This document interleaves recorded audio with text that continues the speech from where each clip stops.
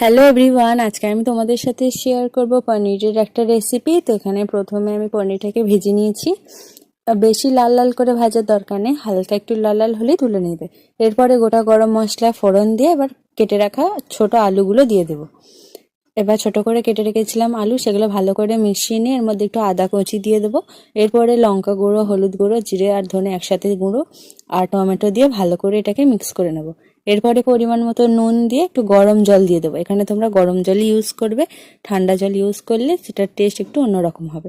এরপরে আমি পোস্তটা বেটে রেখেছিলাম আগে থেকে, সেটা দিয়ে আবারও ভালো করে মিক্স করে নেব।